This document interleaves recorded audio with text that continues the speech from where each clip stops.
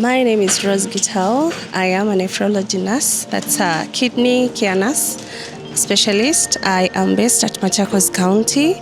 I am the founder and director of Figo na Afya Mashinani, an initiative that's about grassroots prevention of kidney disease, leveraging on the community health promoters and the community members themselves.